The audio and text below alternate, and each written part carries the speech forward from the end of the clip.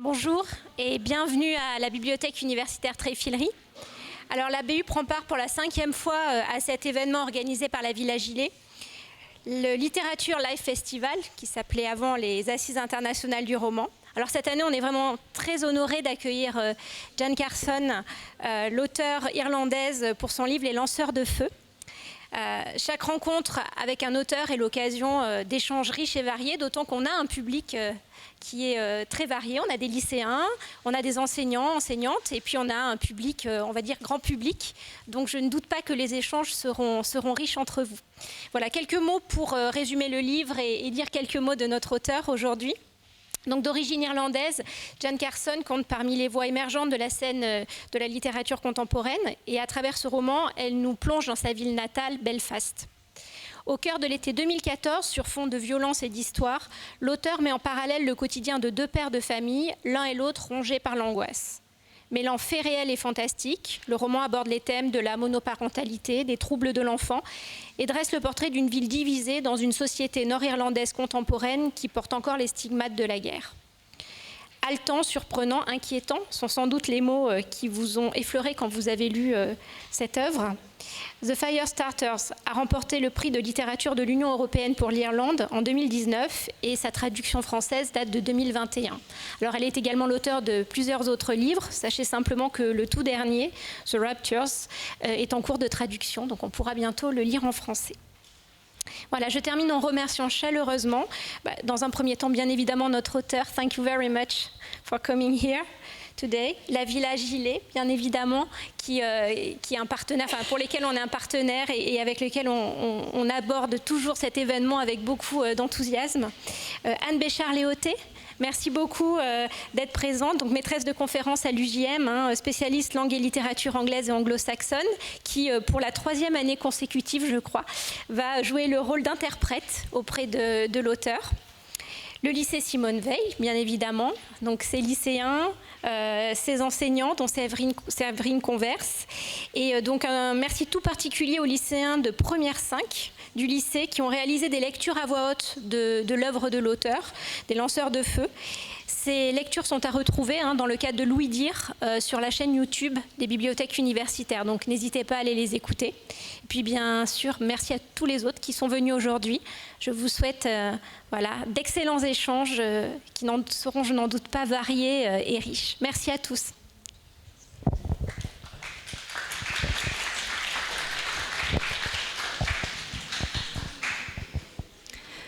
Bonjour à toutes et à tous. Alors, je vais commencer par me présenter rapidement.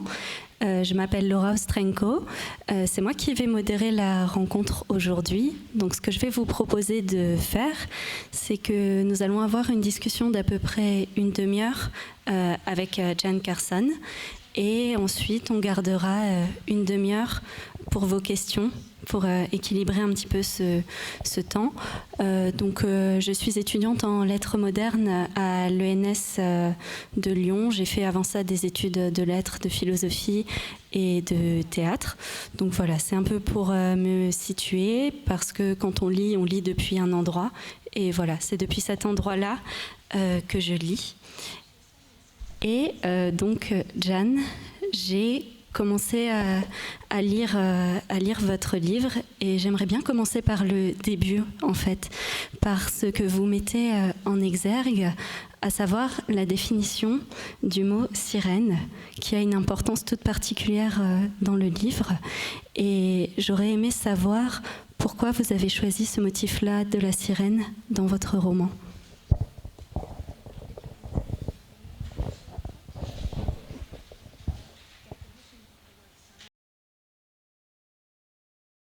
First of all, it is really, really lovely to be here in Saint-Étienne. Thank you so much for having me, and I bring greetings from Irlande du Nord, where it is very, very rainy.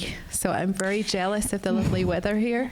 Merci beaucoup de votre accueil. Je suis très contente d'être ici, notamment parce qu'il fait beau, alors qu'en Irlande du Nord, en ce moment, il pleut énormément. Merci de votre accueil. Yeah, so the question about why I began the novel with the definition of siren. This is a novel, a book about the power of words and how words can be used to manipulate people and to stir up tension and violence and all sorts of things. And in Northern Ireland, we have a history of that. When our politicians talk, they don't talk, they shout at each other and they try to make other people feel small with their words. Donc, pourquoi une définition du mot sirène au début ? Eh bien, tout simplement pour mettre l'accent sur le pouvoir des mots, parce que c'est très important, notamment en Irlande du Nord, parce que les hommes politiques, quand ils ne parlent pas vraiment. Et on sait que les mots ont le pouvoir de déclencher notamment de la violence, alors que nos politiciens, eh bien, eux, ils sont finalement, ils sont relativement silencieux et leurs mots ne veulent pas dire grand-chose. So the sirens, the loud noises associated with police and ambulances, that's a nod to the violence of sound. I also love to work with the fantastical, and so I wanted to think of, in mythology, what is the best example of someone who uses their voice, sound, to cause violence and destruction? And for me, that was the sirens in Greek mythology. When the sirens open their mouth, people literally die. So you can't get more violent than that, really. Eh bien, en fait, la sirène, c'est aussi le bruit des ambulances. C'est quelque chose vraiment de très violent. Et dans la mythologie grecque, eh bien, Jan Carson, elle cherchait un personnage qui puisse vraiment incarner cette violence dans la voix. Et elle a trouvé que c'était la sirène. Je vous remercie pour votre réponse et c'est vrai que cette question de la voix et du langage est vraiment très prégnante dans le livre, elle est extrêmement importante. On la retrouve notamment dès les premières pages avec cette obsession qu'a le père envers la bouche de sa fille et cette peur viscérale qu'il a qu'elle se mette un jour à parler et à dire un mot. Et ma question serait... pourquoi ce personnage a-t-il une telle crainte du langage ?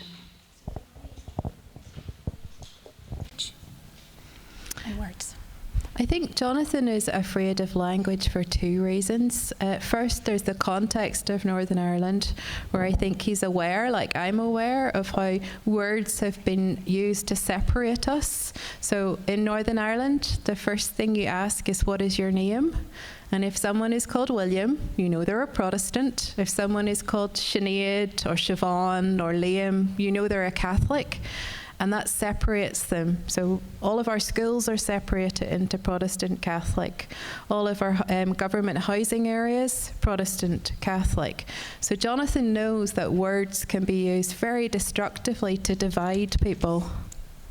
Alors, c'est sans doute par rapport au contexte nord-irlandais, parce que en Irlande du Nord, ne serait-ce que les noms, les prénoms nous séparent. Si vous vous appelez Siobhan, par exemple, ou Sinead, vous allez tout immédiatement être taxé de catholique. Et si vous vous appelez William, eh bien, on va vous identifier immédiatement comme protestant. Voilà. Eh bien, Jonathan, lui, il sait ça. Et c'est sans doute pour cela qu'il a si peur du langage et des mots. But secondly, I think Jonathan's also afraid of articulating his emotions. I don't know what French men are like, but Northern Irish men are not very good about talking about how they feel. And a lot of men in Northern Ireland have seen terrible things during the Troubles. Some of them have done terrible things during the Troubles, and they have an inability to talk about what they've been through. And what that looks like at home is a lot of mental health problems, depression, suicide, all sorts of awful things. So I wanted to write a book about men who can't talk or won't talk, and that's Jonathan. Alors, Jan voulait en fait parler du problème aussi de Jonathan, qui a un problème en Irlande du Nord, notamment pour les hommes, de parler, d'exprimer ses émotions. Il faut savoir qu'en Irlande du Nord, donc les hommes de sa génération ont vu pendant les troubles des choses terribles et ont fait des choses terribles. Et il faut savoir aussi qu'en Irlande du Nord, eh bien, justement, parce qu'on a du mal à exprimer ses émotions avec des mots, eh bien, on a du mal aussi dans la vie en général. Et il y a beaucoup de dépression, de suicide. Et en fait, cette idée de séparation, j'ai l'impression que, je ne sais pas si c'est une impression que vous avez eue aussi, mais que c'est quelque chose qu'on retrouve même dans la structure du livre, dans cette idée que vous avez eue de tresser deux fils narratifs ensemble qui viennent se croiser et se réunir. Et j'aurais aimé savoir pourquoi est-ce que vous avez fait ce choix-là de deux destins parallèles qui se rejoignent.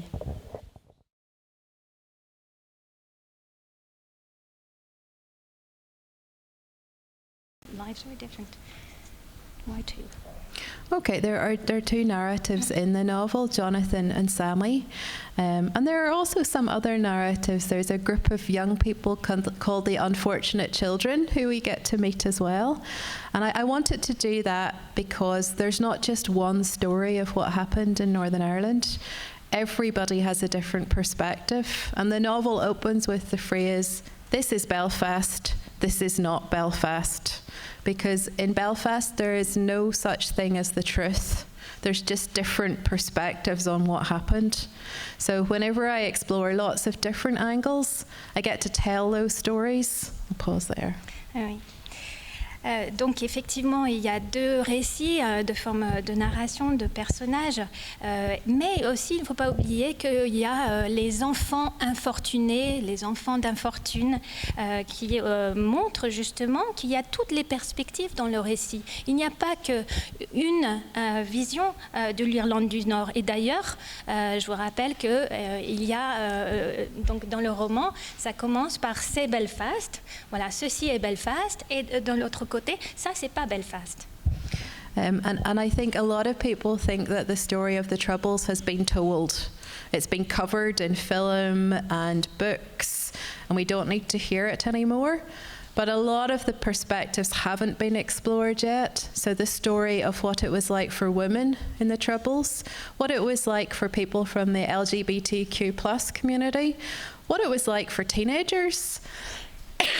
Has anybody seen Derry Girls on Netflix? Anybody got Netflix? Yeah? This is your homework for tonight. Watch Derry Girls. It's a very funny show about teenagers living through the Troubles. Alors, et donc, Jan veut vraiment montrer que, bien qu'on ait l'impression, et on dit souvent que l'histoire des troubles nord-irlandais soit une histoire révolue, qu'on a fait le tour de la question, en fait, tous les points de vue n'ont pas été exprimés. Le point de vue des femmes, par exemple, le point de vue des LGBT, le point de vue des adolescents. Et je vous encourage donc, je parle pour Jan, je vous encourage à aller donc ce soir, ce sera votre vos devoirs pour ce soir, aller sur Netflix voir la série télé Derry Girls, et là vous comprendrez. Mais ce que je trouve aussi particulièrement intéressant, c'est que j'ai l'impression que vous utilisez des références qui peuvent être communes en fait aux protestants et aux catholiques au sein du roman. J'ai l'impression, entre autres, qu'il y a beaucoup de références à des mythes issus de la mythologie antique. On a parlé un petit peu des sirènes tout à l'heure, mais aussi des mythes bibliques qui occupent une part assez importante finalement dans le roman. Et je voulais savoir si c'était un moyen pour vous de réunir d'une certaine manière ces deux camps opposés. Okay. So they're really the two communities in Les Lanceurs du Feu are not Protestant and Catholic. There are class differences. So both Jonathan and Sammy are Protestants. So they are one side of the sectarian divide, but one is middle upper class and one is working class. That's the divide, and that has increasingly become a huge divide in Northern Ireland. But I think you're right. I think not so much Greek mythology, but I think story is a way of bringing communities together. Oui, alors il faut faire attention parce que dans mon livre, donc il n'y a pas un personnage protestant et un personnage catholique. Non, les deux personnages font partie de la communauté protestante. Mais vous aurez noté qu'en fait, ils viennent de communautés socialement différentes. En fait, c'est une séparation de classe que l'auteur essaie de montrer, une séparation sociale. Et donc, effectivement, on peut s'aider de la mythologie grecque pour le faire. So my job, as well as being a writer, I'm a community arts facilitator, and I have been since 1998 when the peace treaty was signed. And my job is to bring people together from the two sides of the sectarian divide, Protestant and Catholic, and we write together, we tell our stories, and we listen to what is the same in our stories. Not what is different, but what is the same. And I think there's something really powerful about sharing story, about understanding that your story is as important as someone else's, and it needs to be listened to. And finding out all of those things that we have in common. It's just the most beautiful thing to be part of that process. Alors, eh bien, mon métier, je ne suis pas simplement auteur ou autrice. Hein. Mon métier, je suis aussi art thérapeute, mais pour la communauté, pour les deux communautés. J'essaie de faire travailler ensemble les deux communautés. Et ce qui est le plus important dans ce métier, c'est justement l'écoute. Donc, je demande aux participants d'écrire et je leur demande de s'écouter. Et on s'aperçoit qu'il y a des thèmes en commun et on essaie d'écouter les thèmes de l'autre.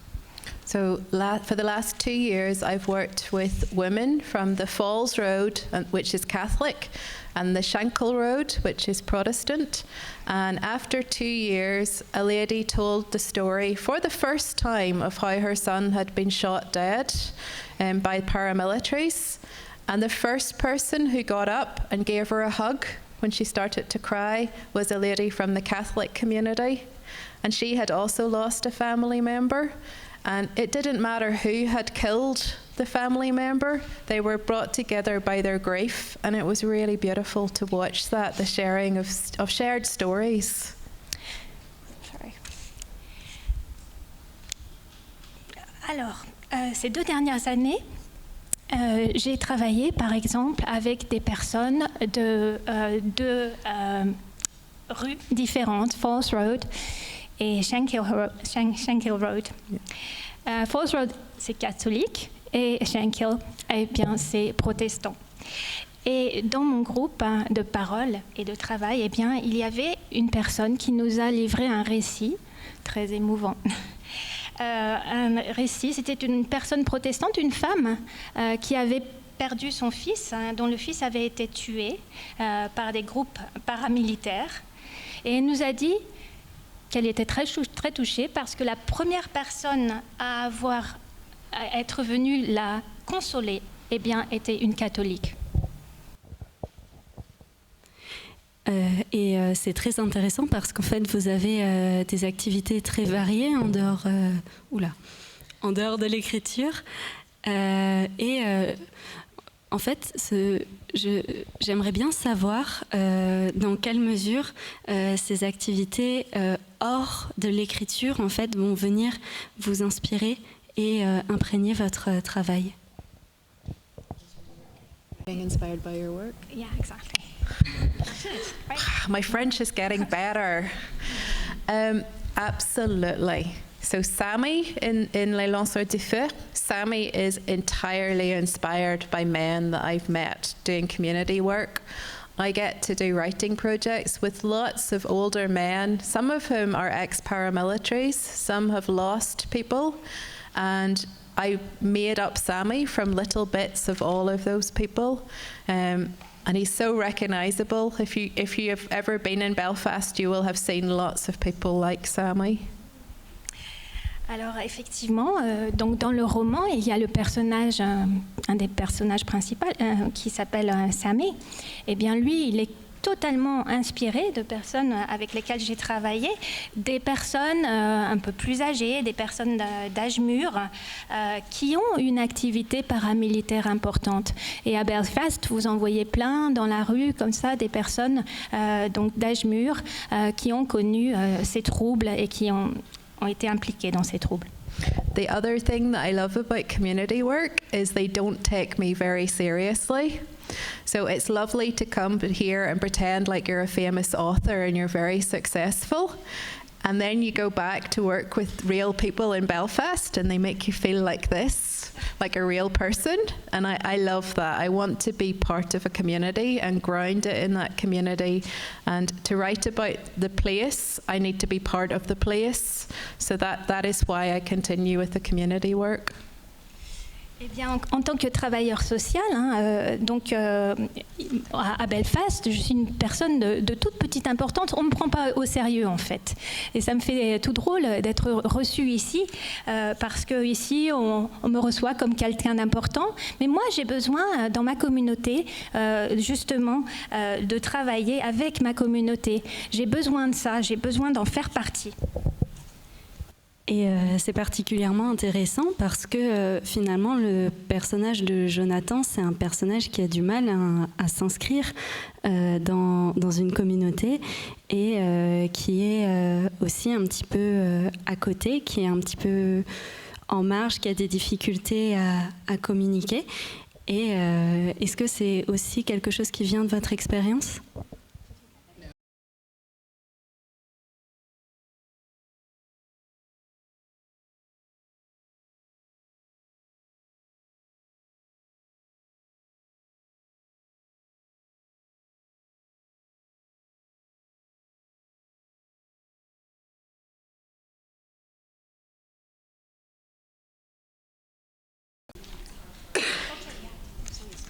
Okay. Yes. So, writers often tell a big lie and they say that their characters aren't based on themselves at all. That's a lie, because whenever we write about emotions, the only feelings that you get to work with are those that you've experienced yourself. So when you write about anger or fear or happiness or loneliness, you have to pull upon something you've experienced in your own life. And Jonathan's loneliness comes from me. Eh bien, vous avez très certainement tous entendu des auteurs disant qu'en fait, ils ne s'inspirent pas d'eux-mêmes. Ça, c'est un gros mensonge. Moi, justement, ce que j'ai en commun avec Jonathan, c'est ce sentiment, cette sensation de solitude. Mais quand on écrit, eh bien, quand on écrit sur la peur, la colère et la solitude, évidemment qu'un auteur peut exprimer tout ça s'il les a vraiment ressentis. So I grew up in a very strict religious community and we weren't allowed to get involved in art. Art was dangerous, but I knew I was an artist when I was about your age, and that was really lonely and a really difficult process to be able to find my words. They were all stuck in here, and it took me a long time to be able to say them and write them down. And I think there's a lot of that in Jonathan. I think he feels lots of things, he just struggles to say them and articulate them. So Jonathan is me, but I just changed him into a man. And if you're a writer and you want to write about the people in your family, just change the gender and nobody will notice. It's a sneaky wee tip. Alors, le personnage de Jonathan, eh bien, Jonathan, c'est moi. En fait, j'ai grandi dans une communauté très religieuse et je savais dès mon plus jeune âge que j'étais intéressée par les arts. Mais dans cette communauté religieuse, les arts, c'est dangereux. Les arts, c'est interdit. Donc, c'était un problème parce que je n'arrivais pas à m'exprimer. Et j'ai mis très longtemps à pouvoir exprimer mes sentiments. Voilà, donc Jonathan, c'est un peu moi. can I say another wee thing? Is that okay? And that might be something that really resonates with you, because you might be part of a group where you don't feel that you can be totally yourself. And what I would say is the quicker you can find other people that accept you for who you are and allow you to talk about the things that are important to you, the easier it will be to be yourself. So it might be artists to do with your art, it might be to do with gender or sexuality or politics, or find the people that make you feel really like yourself. I found them now, and I am much, much happier than I was when I was a teenager. Alors, peut-être que ça peut vous aider, hein, mon expérience, de savoir qu'il faut absolument que vous vous exprimiez le plus vite possible. Parce que peut-être que vous aussi, vous faites partie, vous avez grandi dans des communautés qui interdisent ceci ou cela, à savoir les arts, être un artiste, ou qu'il ne faut pas parler de politique, ou qu'il ne faut pas parler de religion, ou qu'il ne faut pas parler de genre. Donc moi, je vous encourage à, le plus vite possible, à essayer d'exprimer votre propre voix. Merci. Et est-ce que c'est aussi un peu ce que racontent ces enfants infortunés que vous avez créés? L'idée d'être en dehors. So the unfortunate children are what we call the ceasefire babies in Northern Ireland, and they are children who were born after the peace agreement, so after 1998, and they didn't see any of the violence. And yet, in some strange ways, they still have been impacted by it. So a lot of young people your age who weren't born during the conflict, they still have a lot of mental health issues, a lot of anxiety, a lot of problems. So I was trying to explore the legacy of the trauma. Ok. Alors, les enfants infortunés, ça fait partie d'un groupe d'enfants qu'on a identifié. Ce sont les enfants du couvre-feu, hein, du ceasefire de 1998. Donc, les enfants qui sont nés après les accords de paix de 1998. Bizarrement, ce sont des enfants qui n'ont pas vu la violence, qui ne l'ont pas connue, mais qui vraiment, de manière très étrange, ont beaucoup de problèmes mentaux et donc expriment cette violence alors qu'ils ne l'ont pas connue. But I also wanted to show how brilliant your generation is, because I get so excited when I look at you lot. In Northern Ireland, our teenagers are excited and passionate about the environment and education and all the stuff that's really, really properly important. Not the stupid sectarian crap that I grew up with. They really care about the important stuff, and they're doing something about it. So the unfortunate children are a mix of the problems, but also the potential in that generation. And I think it's the same all over the world. Your generation are incredible. You're very inspiring, and I get really excited when I look at you all. Alors, mais je dois vous dire que moi, je suis très intéressée d'être ici parce que je suis très intéressée de partager avec la jeune génération. Cette jeune génération, vous êtes merveilleux, vous avez énormément de potentiel.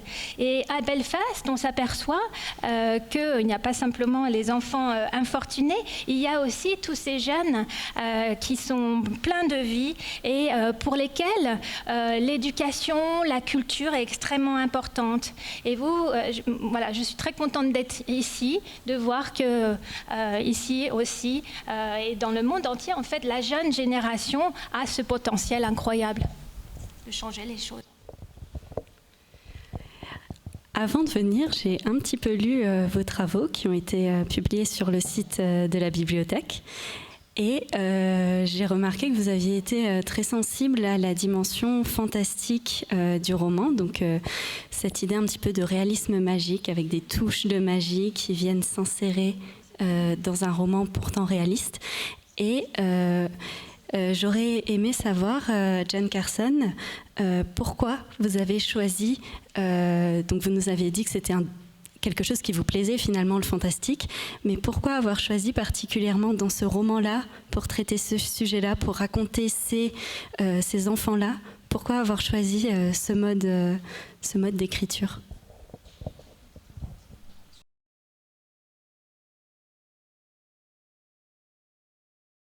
this way. Okay. I didn't choose to do this. It's just the way I write. So I have never done a single class in writing ever. I've been writing for nearly 20 years and no one's ever taught me how to do it. So I just wrote the stories that I wanted to read, which if you're starting to write, that is the best way to do it. Write what you want to read. And I wanted to write stories that had lots of imagination in them. So that's why I'm a magic realist, basically. Eh bien, en fait, j'ai pas du tout choisi. C'est venu à moi parce que c'est ma façon d'écrire. Hein. J'ai appris à écrire petit à petit. Ça fait 20 ans que j'écris de manière totalement autodidacte. J'ai jamais eu de cours. En revanche, j'ai beaucoup d'imagination. Donc, c'est ma façon d'écrire. Voilà, je revendique. Hein. Je suis empreinte de réalisme magique. But whenever you start to write, people like these people start to ask you questions about why you're doing it the way you do. So you have to come up with fancy answers and sound like you know what you're talking about. So what I now say, and I think this is true, I use magical, supernatural things because they make people wake up and pay attention. When you see something odd in a book, a flying child or a talking cat or a ghost, you suddenly pay attention. And it makes you think, what does this mean? What is the context of it? What does it say about Northern Ireland?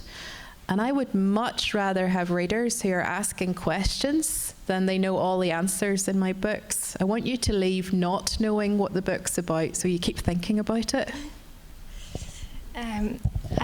Oui, c'est toujours comme ça. En fait, au début, les gens se demandent pourquoi on a écrit de cette manière. Alors, on part sur des réponses très sérieuses, etc. En fait, j'utilise le magique, le réalisme magique, car cela fait justement parler les gens. Donc les gens se demandent pourquoi j'ai écrit de cette manière alors que je parle des troubles en Irlande du Nord. Mais justement, moi je préfère que vous finissiez cet ouvrage en vous posant des questions et en ayant encore des questions plutôt qu'en essayant d'avoir trouvé des réponses ou en ayant des réponses toutes faites. Voilà. Merci. Donc le temps file, alors je vais poser une dernière question. Ça va concerner la place des éléments. Je trouve que ça rejoint un petit peu cette idée de réalisme magique, mais il y a une très grande opposition dans votre roman entre le feu et l'eau, par exemple, qui sont représentés par donc, les deux enfants de chaque famille. Et j'aurais aimé savoir ce que ça représente pour vous, ces éléments que vous mettez en dialogue. So I mentioned at the start that I grew up in a really religious community. So the Bible was the first book that I read really intensely. And the Bible is a great book for reading just as a book. It has some incredible stories in it and it really uses imagery very well. And in the Bible there are two ways that the world ends. The world ends in water, in an enormous flood. And then at the end of the book of Revelation, the world ends in fire. And I've always been fascinated by the kind of destructive potential of fire and water. And you'll see in lots of my books, these biblical images come up over and over again. I'll pause there for a second. Donc vous vous souvenez, hein, j'ai grandi dans cette communauté religieuse très importante et évidemment donc le premier livre que j'ai lu et de manière très approfondie, eh bien c'est la Bible. Eh bien la Bible c'est un très bon livre, hein. C'est un livre incroyable, c'est plein d'imagination, d'imaginaire, d'imagerie. Et dans la Bible, le monde tel qu'on le connaît, il a commencé par le déluge, par l'eau, et il finit dans le livre des Révélations par un grand feu. Et donc voilà, on a le début et la fin. And what I'm going to say about that is, if you're a writer, sorry, I keep talking to the people who are writing here. Do we have any writers in the room? Who's going to be brave and stick your hand up? Est-ce qu'il y a des personnes qui écrivent dans la salle? Est-ce que vous écrivez? Vous aimez écrire? Thank you. It's very brave to stick your hand up. I know there's more of us out there than just us two. Très courageux de lever la main. Ah, il y en a maintenant d'autres. So what I'll say to writers, you too, that I can see, is that every writer has a primary storytelling language. It's how you learn to tell stories. Your first language is probably French. You'll also have a first storytelling language. For me, I learned that from the Bible. So I often tell parables. You might have learned it from the Quran. You might have learned it from Greek mythology or French folk stories, or you might have learned it from how your granddad tells stories when he's a wee bit drunk. But everybody learns how to tell a story in a different way.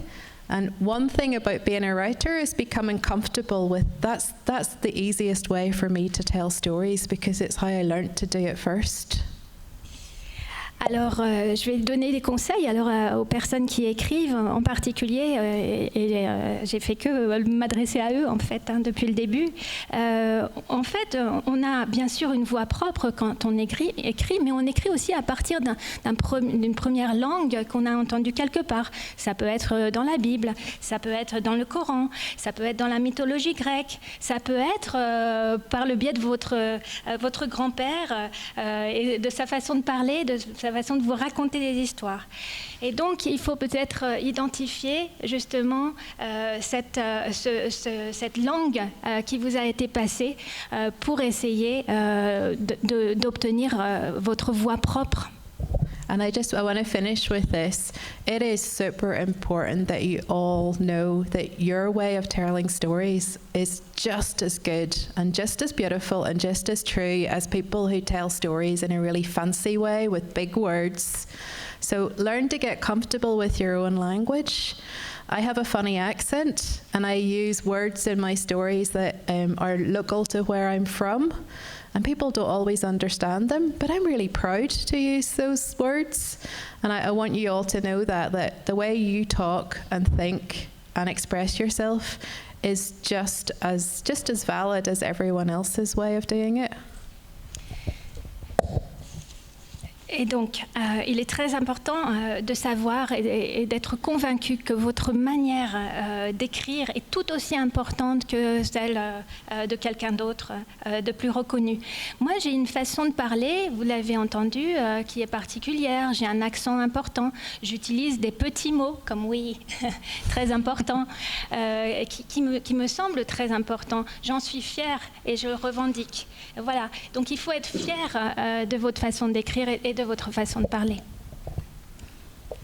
Merci beaucoup, Jen Carson, d'avoir répondu à ces questions.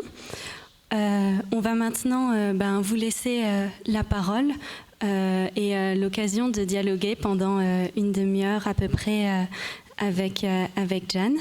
Donc, ce que je peux vous proposer de faire, c'est je vais circuler avec le micro au milieu, si ça capte encore en s'éloignant. Comme ça, vous pourrez poser vos questions à l'autrice. Y a-t-il une main courageuse pour commencer ?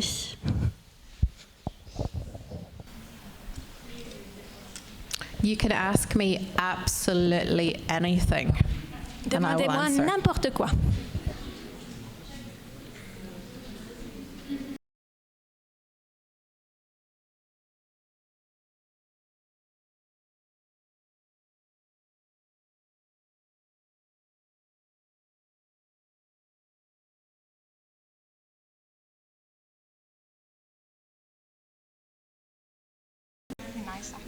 Okay, I am going to say I will be incredibly insulted if I have come all the way from Belfast and somebody doesn't ask me a question. So who's going to be the brave person that kicks us off? Vous avez tous compris, hein, je vais le prendre comme une insulte hein, si personne me pose des questions. Moi, je suis venue de Belfast hein, pour vous rencontrer. Allez, allez-y.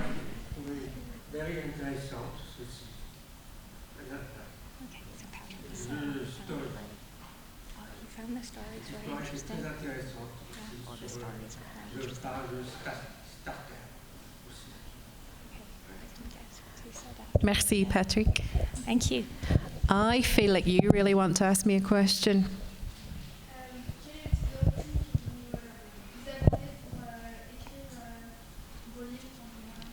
Okay, that's it. Question one. What kind of routine do you have? So what kind of routine do I have when I work on my novels? at the minute, none, which is really scary. Normally when I'm at home, I get up in the morning and I walk to my coffee shop because I like to write in a place where I can see people, watch them, listen to them, and describe what I see. And I get there at 10 o'clock and I write for 2 hours, and I usually do about 1,000 words. And so after 3 months, I have a novel. I've written a book. And then I have to do 1 whole year of editing it. So the last novel took 15 full rewrites. So 100,000 words rewritten 15 times. Alors, eh bien, aujourd'hui, là, je n'ai pas de routine hein, parce que je suis loin de chez moi, mais à la maison, en fait, je vais dans un coffee shop tous les jours de 10h à midi. Et entre 10h et midi, pendant 2 heures, j'écris à peu près 1000 mots. Hein, ça fait à peu près 3 pages. Et au bout de 3 mois, comme ça, eh bien, j'ai un roman. Et puis, il me faut 1 an hein, pour faire toutes les corrections éditoriales, etc. Et ensuite, et là c'est très long, eh bien, il y a à peu près 15 relectures. So imagine if you were writing an essay and you had to rewrite it 15 times and it was 100,000 words long. The kind of moral of this story is it takes a lot of hard work to write books. You get one genius idea and then the rest of it is really hard work. And that's the same for anything that you want to get good at in life, from soccer to playing guitar to being really good at video games. You have to put in lots of hard work. Eh bien, vous voyez, c'est un peu comme si on vous demandait de réécrire 15 fois la dissertation quand vous avez demandé à faire le devoir maison, le DM. 15 fois, c'est beaucoup. Alors, c'est vrai que c'est super au début, on a une idée géniale, etc. Et puis, après, c'est extrêmement difficile. Mais c'est comme dans tout dans la vie, quand on veut réussir, eh bien, il faut s'y reprendre à plusieurs fois. Et c'est très difficile et il faut persévérer. Thank you for being the brave person that asked the first question as well. Merci d'être la première personne à poser une question. Oh, there we go, another one. See, you started a landslide. Est-ce que vous avez un personnage préféré dans l'histoire, et notamment un que vous avez préféré décrire et aborder?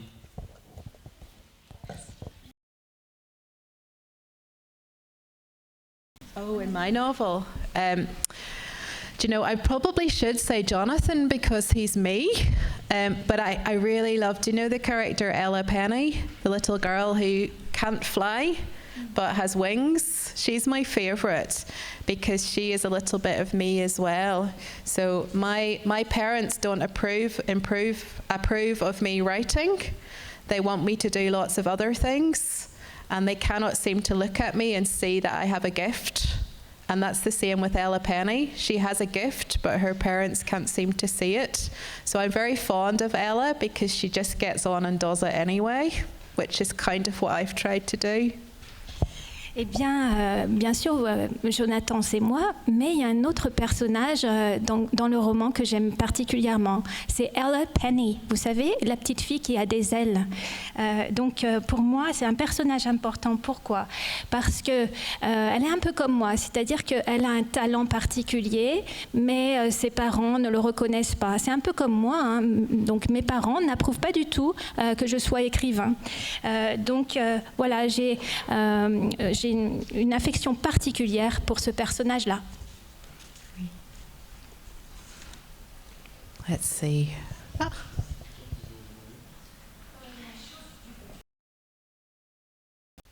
What would you say is the most aesthetically pleasing building in Belfast? The most I can't even say that, and you said it really well. Aesthetically. Aesthetic. I'm really tired. Elle est très fatiguée et vous dites le mot aesthetics, esthétique, mieux qu'elle. There aren't very many, to be honest. A lot of the most beautiful buildings in Belfast got blown up. So first of all, we got hit very badly in 1941 in the Blitz, and then there was the Troubles. So there are a lot of car parks and shopping centres built in the 1990s. I think our city hall is pretty beautiful. So we have a really lovely city hall in Belfast, but we also have some of the ugliest buildings in Europe. Alors, à Belfast, il n'y a pas beaucoup de monuments qui soient intéressants. Je vous rappelle qu'en fait, donc on a été bombardé en 1941 pendant le Blitz. Et et ensuite, il y a eu les troubles. Et puis, donc, c'est la raison pour laquelle à Belfast, il y a beaucoup de parkings aériens, et il y a beaucoup aussi de centres commerciaux. Je dois dire quand même qu'il y a le City Hall, la mairie, qui est un beau bâtiment. What we do have is some of the nicest people in the world. So rubbish buildings, but lovely, friendly people. Alors, on a des bâtiments affreux, mais des personnes formidables à Belfast. Now, this side of the room have been very quiet. So who's going to ask a Donc, question de votre over côté, vous here? avez été très, très calme, très tranquille. Yes.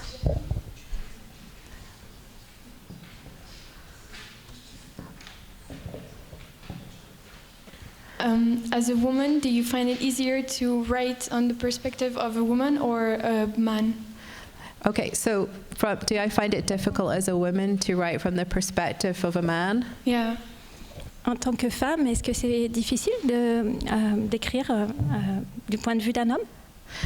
No, this is really bad. I'm probably a bad feminist, but I prefer to write male characters. I like the challenge.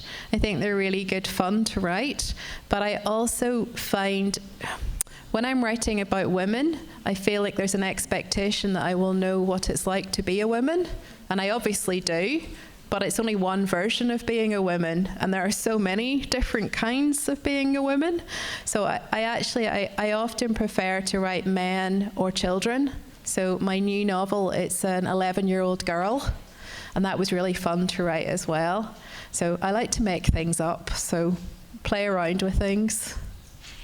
Oui, en fait, je suis sans doute une mauvaise féministe, parce que je préfère non pas écrire du point de vue féminin, parce que le point de vue féminin, je connais, et j'ai aussi tendance à écrire d'un seul point de vue dans ce cas-là. Non, moi, je préfère écrire d'un point de vue masculin, ou bien du point de vue des enfants.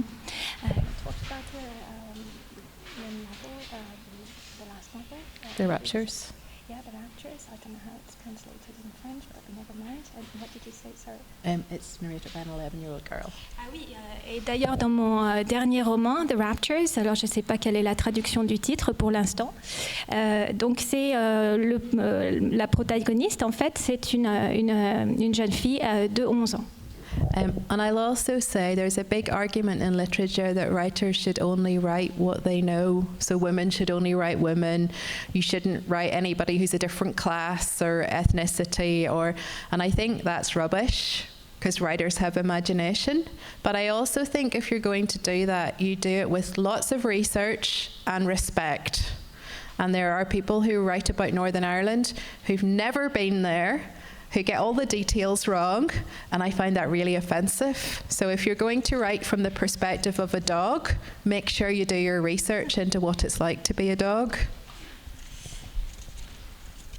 Alors, en littérature, vous savez qu'il y a cette polémique qui dit que simplement les personnes qui connaissent un point de vue particulier, par exemple, selon le genre, par exemple, ou selon la race, devraient pouvoir écrire au sujet de ce genre-là ou de cette race-là. Moi, je trouve que c'est pas bien du tout. D'ailleurs, le problème, c'est que on parle toujours d'un seul point de vue, alors qu'il y a plein de points de vue. Mais quand on parle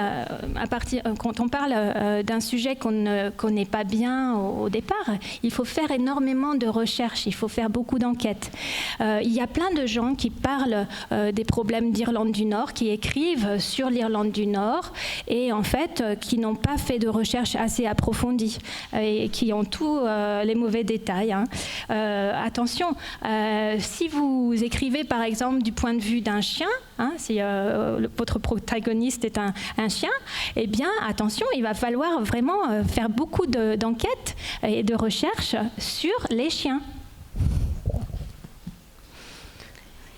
On va encore prendre quelques questions, j'arrive. We're keeping you on your toes, Laura.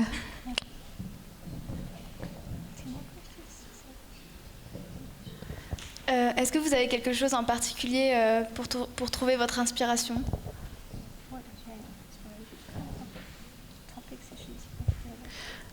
Okay, I usually start with characters.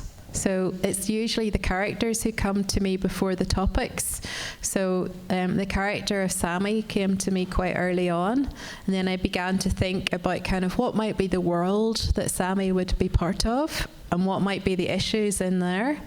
And I tend to spend a lot of time thinking about my characters. So for a novel, it might be 6 months or a year when you have them up here and you're having imaginary conversations with them and getting to know them.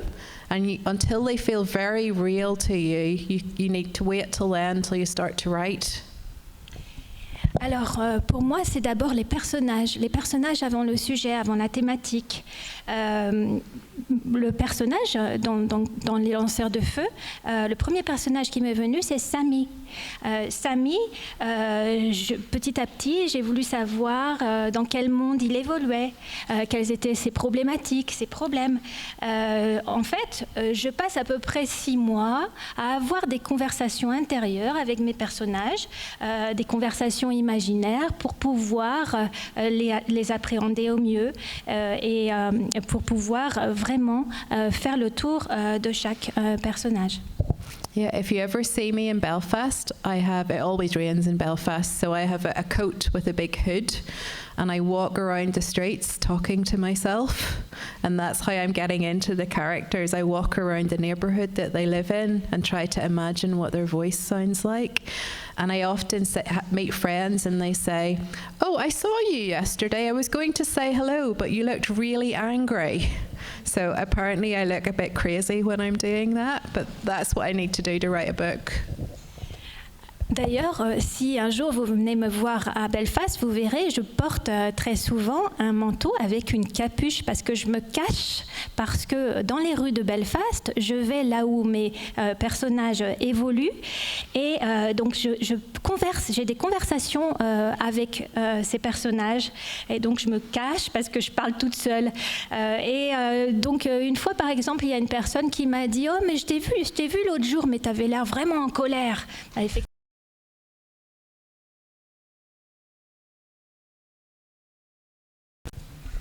Super. Are you inspired by other religious textbooks? Ooh, do you know what I actually did? Les autres livres religieux vous inspirent-ils? That's a really good question. Thank you for asking that. Merci. No one has ever asked me that, and I really wished that they had. I did my master's in theology, and one of the things that I really love is Jewish storytelling technique. So a lot of Jewish theology is based on stories rather than kind of lists of how to behave and rules, and I love that. I love the openness of it and the room to interpret. So definitely a lot of Jewish stories and Jewish history. I go back to that quite a lot. C'est une très bonne question et je vous remercie de me l'avoir posée parce que personne ne me l'a jamais posée. Eh bien, il faut que vous sachiez que j'ai fait un master de recherche en théologie et je me suis intéressée à la théologie hébraïque et j'ai trouvé ça passionnant. En fait, donc les récits hébraïques sont extrêmement ouverts. Ce ne sont pas des listes, il y a vraiment une narration, il y a beaucoup de place pour l'imaginaire, l'interprétation. Et donc, ça m'a aussi inspirée. Would you have any recommendations for me? Vous me recommandez quelque chose? Maybe I would say a similar book to the Bible, which is the Quran. I practice it myself, and I find that there are really interesting stories in it. And the way just the prophets, they invite people in and, maybe you could be inspired by it. Yeah, thank you. Thank you for the recommendation. Alors, je vous recommande peut-être, par exemple, de lire le Coran. Il y a des histoires très intéressantes, passionnantes dans ce livre. Voilà, c'est une suggestion. And I will say as well, it's really good not just to read books from your own culture and community. So one of the things that I love is to read work in translation from other countries. So I've read a lot of Japanese and Indian translated literature in the last few years, and the way they tell stories is completely different to the structures in Western literature. So read as much as you can, guys. Et je dois dire que c'est très important de lire des livres qui n'appartiennent pas à votre culture, à votre communauté.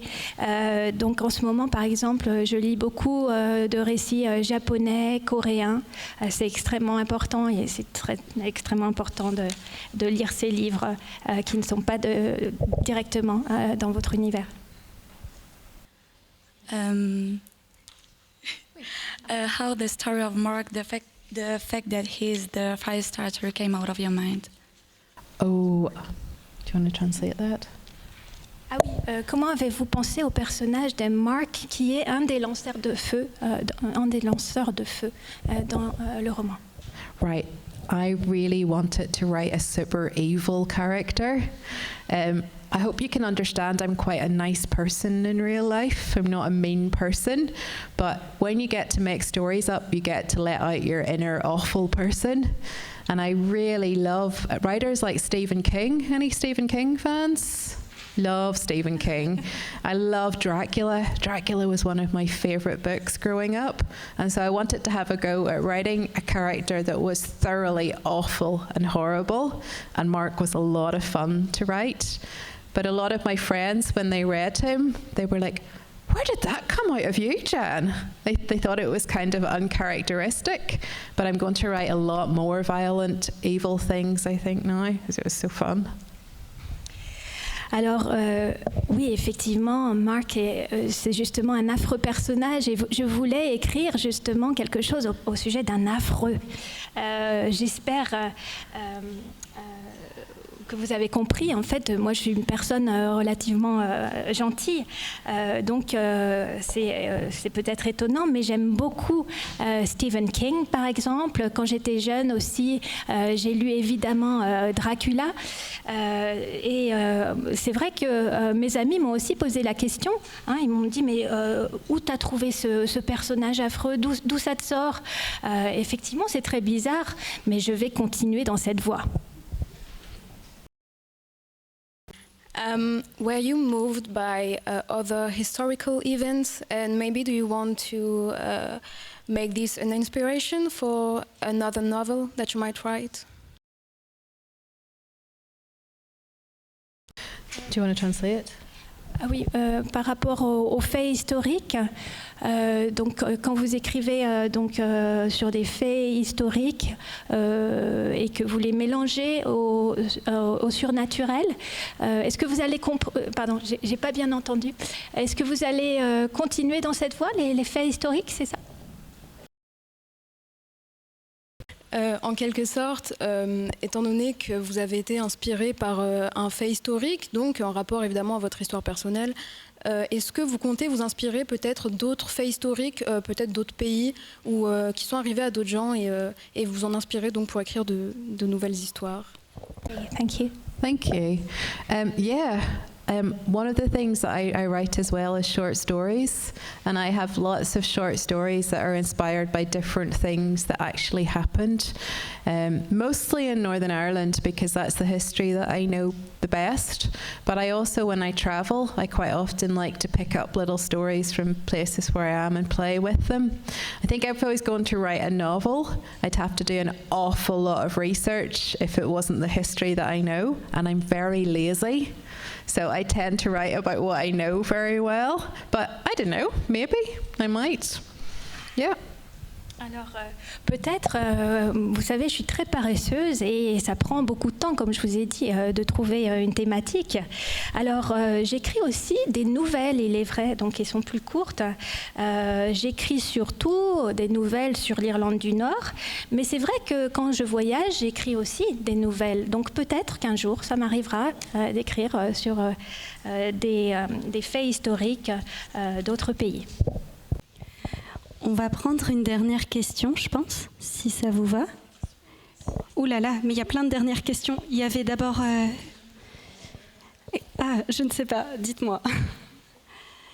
J'avais vu une question là-bas. Est-ce que les questions peuvent relever la main, s'il vous plaît? Ouais. Bon.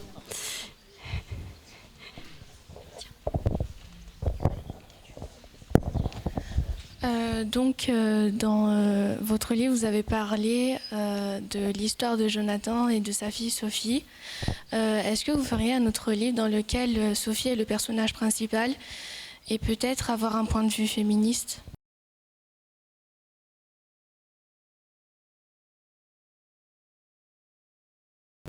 Okay.